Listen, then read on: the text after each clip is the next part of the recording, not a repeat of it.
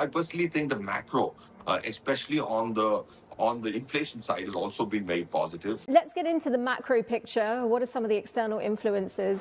GST, let's just cover that for a second. And from a macro standpoint on the overall economy, talks around tariffs, for example, how is all of this playing into sentiment? Yes, so if I break this down, if you look at GST, if I take GST first, GST growth for the first 6 months is about 9%. That's a good growth.